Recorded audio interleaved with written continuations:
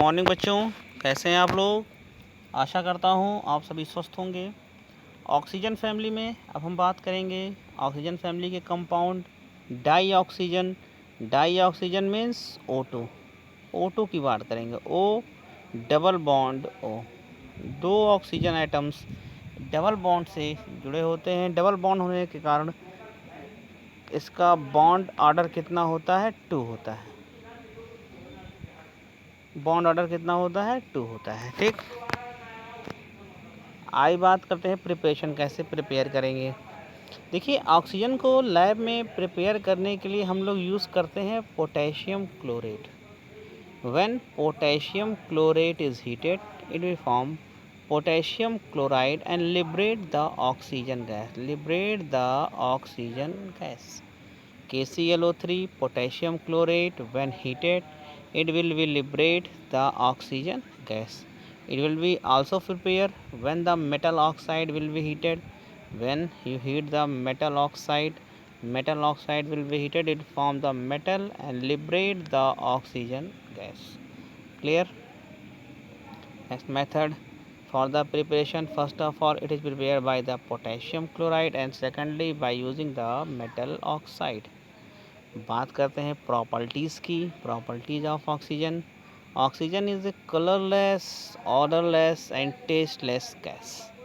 It is a soluble in a water and the extent of 3.08 cubic centimeter in 100 cubic centimeter water at 219 Kelvin temperature is just sufficient for the vital supports of marine and aquatic life.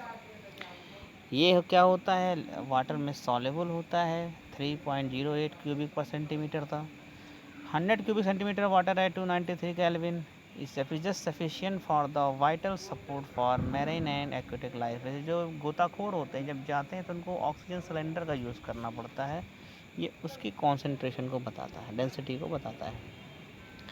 इसका liquefy 90 kelvin and freeze at 55, मतलब boiling melting point 90 Kelvin and freezing point are 55 Kelvin। ये metal और non metal से directly react करती है और जब react करती है तो किसका फॉर्मेशन करती है? कंपाउंड्स का। इसके यूज़ की बात करें, इसके यूज़ की हम लोग बात करते हैं तो it's important in normal respiration में इसका यूज़ होता है। कंबसन प्रोसेस में इसका यूज़ करते हैं। और with acetylene, the oxoacetylene flame are used in a building purposes. It is also used in the manufactures of many metals, particularly steel.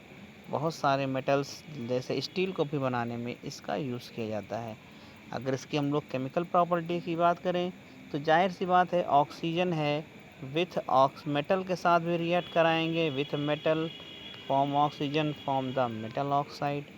Non metals लेंगे sulphur with the oxygen form the sulphur dioxide.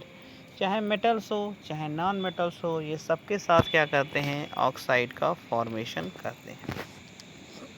आइए इस series में अगला जो compound हमारा आता है वो आता है ओजोन। ओजोन क्या है? It is allotropic form of oxygen. Ozone oxygen का एलोट्रॉपिक फॉर्म है। ये ज़्यादा रिएक्टिव होता है and remain long in atmosphere at a sea level at the height of about 20 kilometre. और सी लेवल से लगभग 20 किलोमीटर अबाउट हाइट पे यह प्रेजेंट्स होता है। ठीक है। When a slow dry stream of, इसको प्रिपेयर कैसे करते हैं बात करें प्रिपरेशन मेथड की।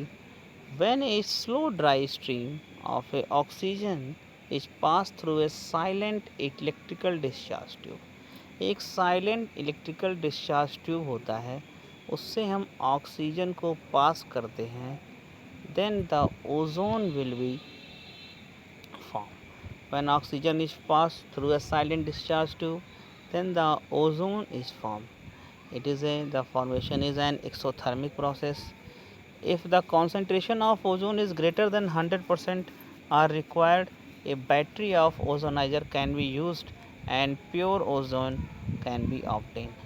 The boiling point of the pure ozone का जब बॉइलिंग पॉइंट होता है वो 385 केल्विन होता है।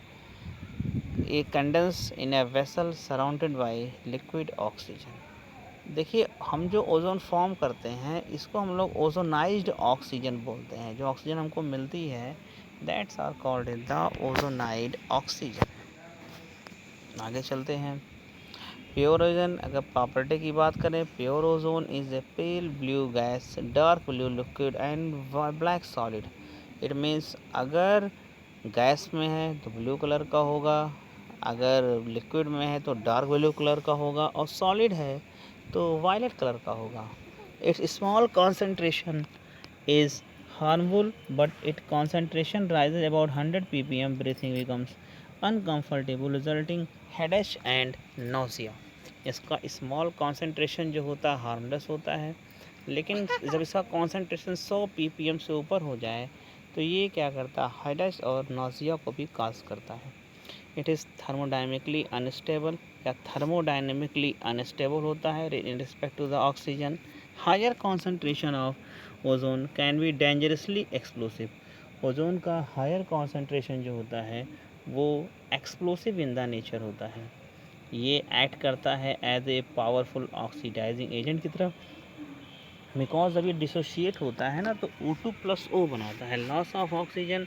The process is called in the reduction, and due to the reduction process it will act as a oxidising agent. किसकी तरह बिहेव करता है, एज ए ऑक्सीडाइजिंग एजेंट की तरह। क्लियर। अगर हम इसकी यूज़ की बात करें, it is used as a germicide, disinfectant for the sterilising water. It is also use for bleaching oil, ivory, flour and starch etc. It acts as an oxidizing agent in the manufacture of potassium permanganate. Potassium permanganate को manufacture करने में भी इसका use किया जाता है।